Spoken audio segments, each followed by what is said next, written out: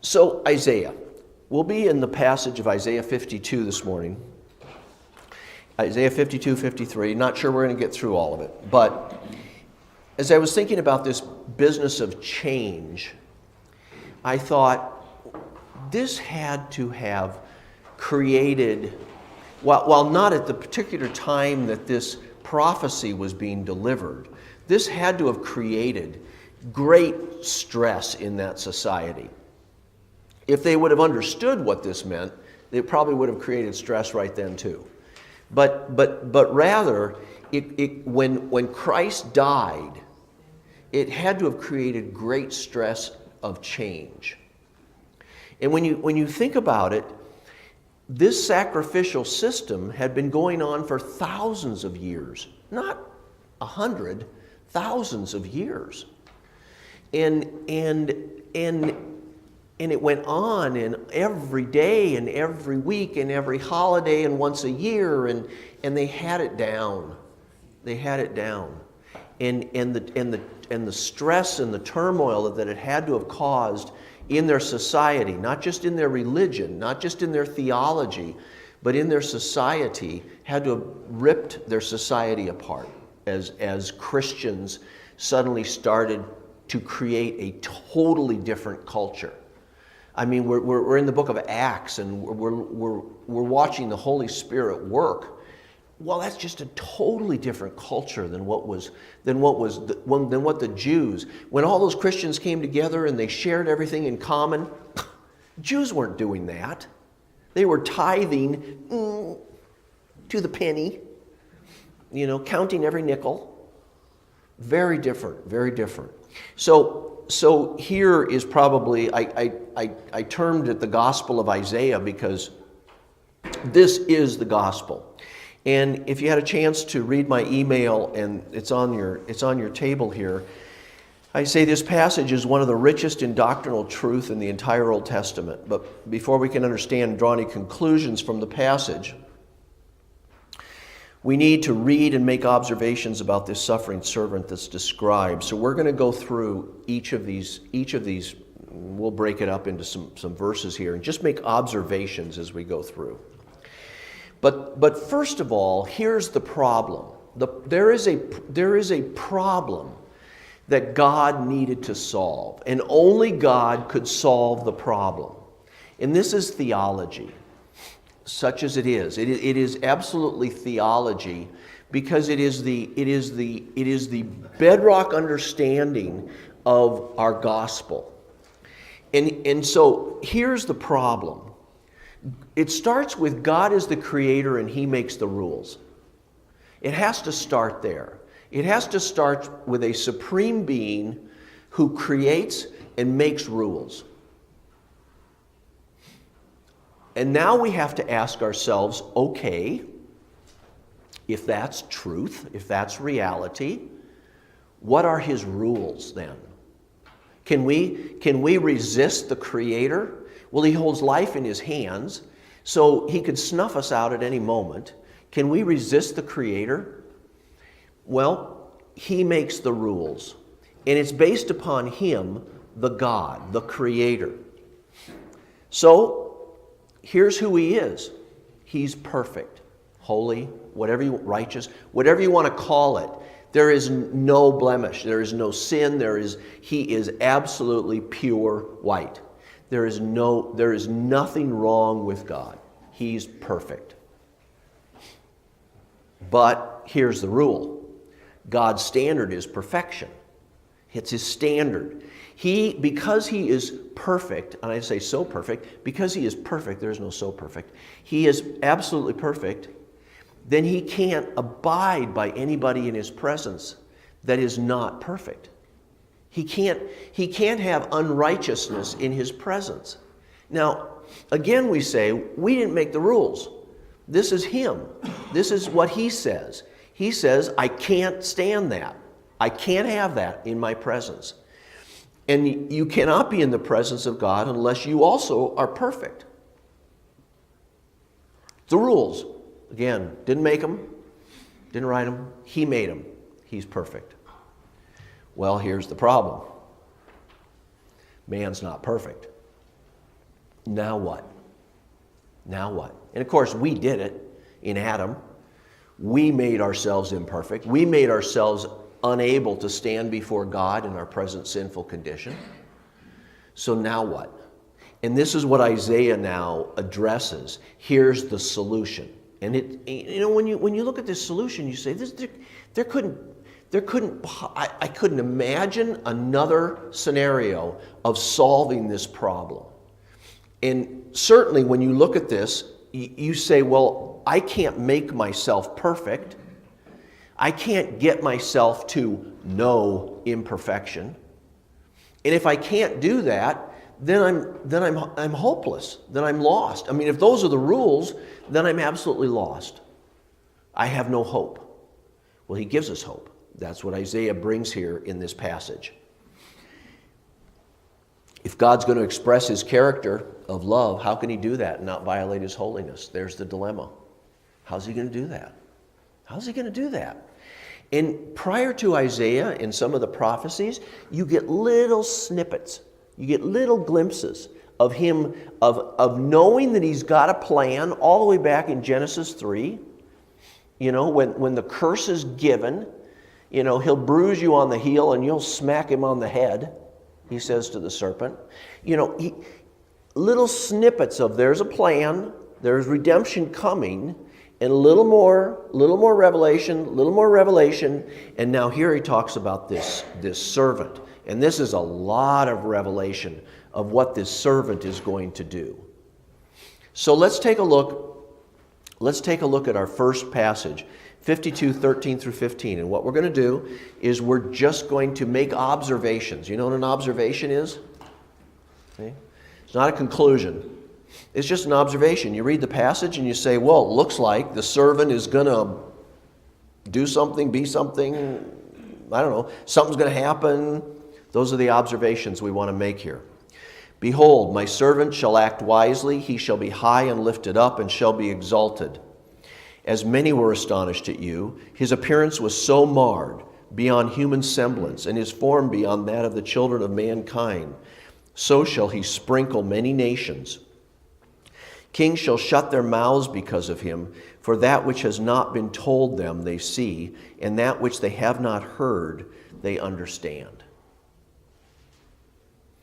What are your observations as you go through this passage? He'll be lifted up and he'll prosper. Okay, he'll be lifted up and he'll prosper. So this servant, in some way, it says exalted. At some point, this servant is going to be high and lifted up. Okay? What else do you see, Sharon? He'll be wise. He'll be wise. Okay? Yeah? What? I was just going to say something's going to happen that he's going to be disfigured really more. Yeah, there's something that's going to happen where he's going to be beyond human semblance. You won't even recognize him as a human. He will be so disfigured. Interesting. It says more than any man. So we just have no idea. Right. Beyond what any man has experienced. Yeah, Ken? Okay. He'll be sprinkled. He will sprinkle many nations. Yeah, sprinkle many nations. I got a lawn sprinkler. Probably not. Probably not talking about that. What do you think he's talking about? Sprinkle. He'll sprinkle many nations. To make atonement for like in the sacrifices. Probably referring to the sprinkling on the mercy seat, right? When they would sprinkle blood on the mercy seat, and it would cover, it would give God that ability to not strike out and allow that sin to exist and not immediately judge. Ken? When New Living says startled, so the sprinkle is going to surprise or Okay. unexpected. Okay, all right, unexpected. In many nations, not just the Jews. So here we are again. Many nations, the world. This servant is going to somehow impact the world. When you're sprinkling like your sprinkler at home, you're covering a huge area. You're Okay. covering something. You're doing Okay. something All right. Many nations. Yeah. Many nations. Big area. Okay.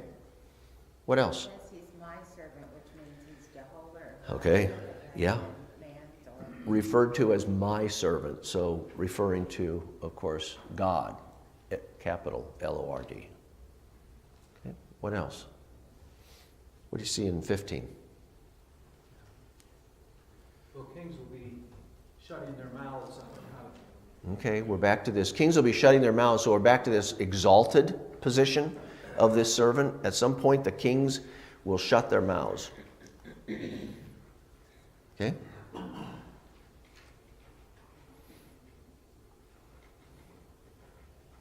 what they haven't been told they are able to see. Okay, what they haven't been told they're able to see, they're able to understand. So this is clearly a revelation of God, right? It's a revelation. I'm going to reveal something through this servant. So, you take a look at that. These are some of my notes. We talked about them. Servant will act wisely, will be exalted. His appearance will be marred. His impact, sprinkle, will be on many nations. Kings will see and understand that he is above them. So you're already starting to get this this debate that went on at the time of Christ.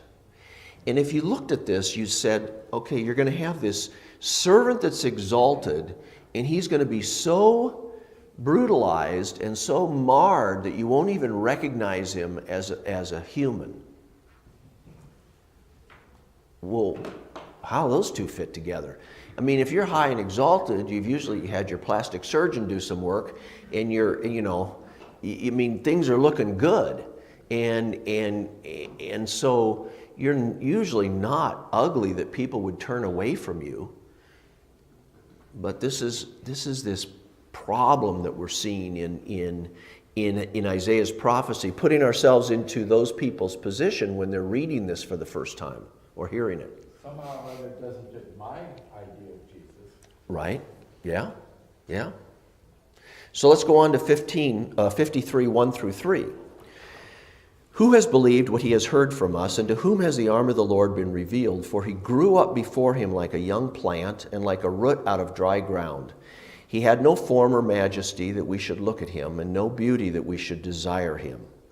He was despised and rejected by men, man of sorrows and acquainted with grief. And as one from whom men hide their faces, he was despised, and we esteemed him not. All right, observations. What do you see there?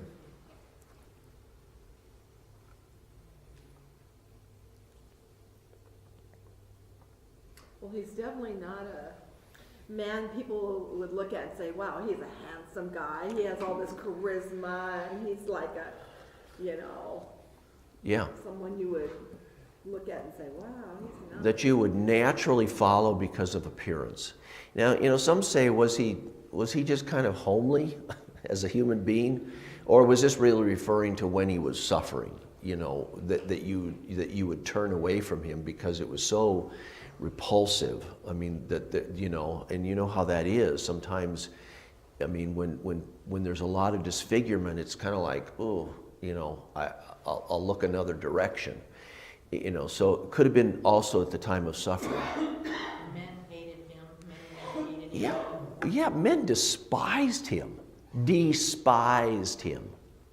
Why did some people despise him?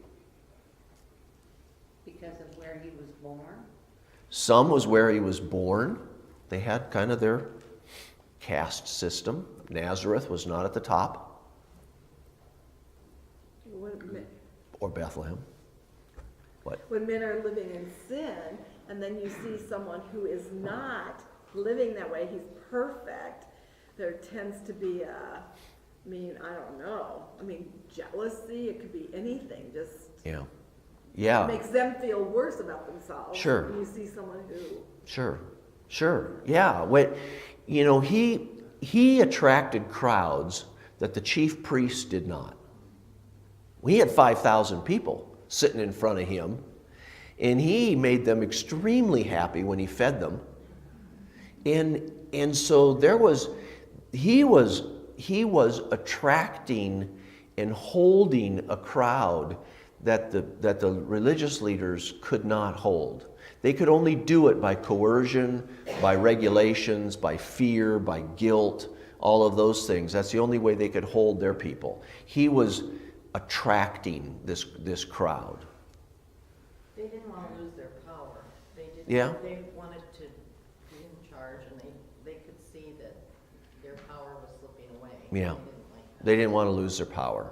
Yeah, no question about that. Sharon? He was not their idea of the Messiah, and to top it, then he said, I'm God, Yeah. and that's really when they lost it. Yeah, when he said, I am God. I mean, I think that we have to try to understand, because we don't hate Jesus Christ. We love Jesus Christ. So to try to understand, why do people hate him so bad? It's hard sometimes for us to grasp that. But certainly his message of I am the only way, and we read in Scripture that it is offensive. The cross is offensive. It offends people. You can't do anything to please God. Right? Daryl? I think it relates to us as well, is he was light when he has told us we are light, and darkness is not light. Okay. When people who are doing things that they should not be doing do not want that Yeah. exposed. Yeah. And he exposed Yeah. Yeah. And if you are greedy, and if you are hateful, and if you are an abuser, and if you are any of that, and you feed on that, this person coming along here is delivering a very different message and telling you very directly that what you're doing is absolutely wrong. And we didn't value him. We didn't value what he had for us, which was redemption. Right. We didn't value that. Yeah. Larry? It goes back to what you talked about as the rule, which is we have a creator who makes the rules. Right. And Jesus is the servant is rejected because, people want to make their own rules. We don't like the rules. And they get real upset when Right. someone suggests there are rules that transcend it.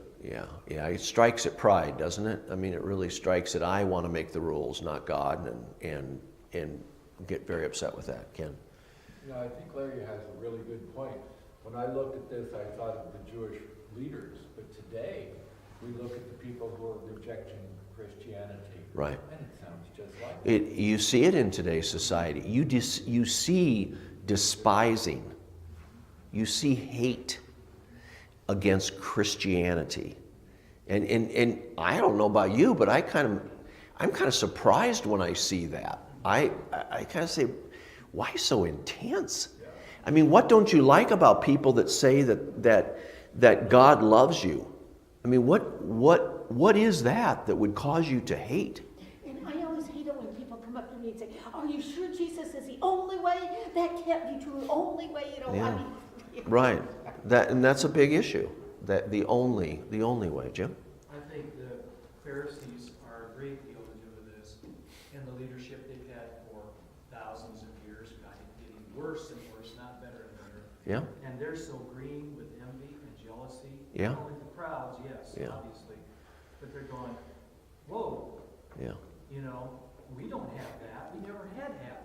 Right. People are grudgingly doing this stuff. And yeah, it's in a set system, but they're going after this guy? Yeah. Who does he think he is? Right. Yeah. And there's the hate there. And it's just what Ellen was saying too. There's just this vitriol. Yeah. And you think we're a Judeo-Christian type country, but we're really not anymore, really, especially in the world. Yeah. And it's, wow. I think it's hard. I think it's hard, Jim, to understand people who crave power as what drives them. And when there are people that crave power and they lose power, that is very threatening. They'll do anything to get it They'll back. do anything to get it back, and that's very threatening. And I think that was the case with the Jewish leaders here. One other thing too, Jesus was the light of the world. Right. What do you do when you have a bright light in front of you? You Right. hide your face, because that's in verse 3. Right. And like one from whom men hide their face. Yeah. It wasn't only the fact they despised him, which of course they did, Yeah. but it's that contrast Sharon was talking about. Yeah. Hid their face. Melba. This demeans their self-worth. Yeah.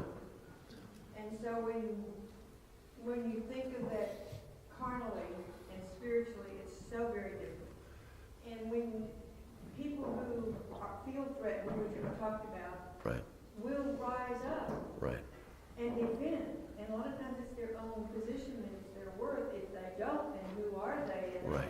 And so the demeaning process of putting their self-worth out of place and making them, who are you, Mm-hmm.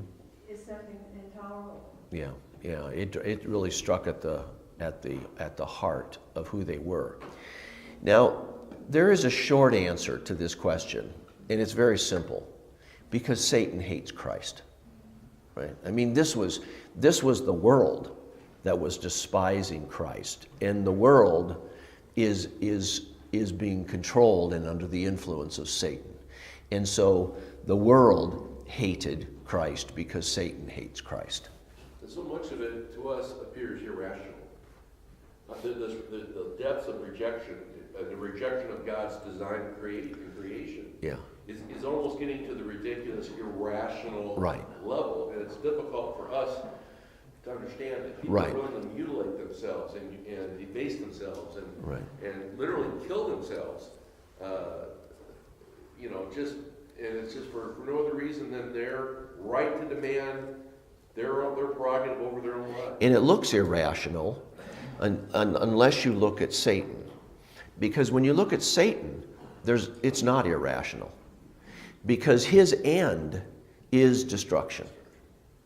And so if he can fool the world and deceive the world into believing that this is absolutely wrong and that he's the one to follow, then that makes sense from Satan's perspective. Because it makes sense that he hates Christ. Because they are absolute enemies of one another. And Satan said it that way. And so now he's at work getting this world to hate like he hates.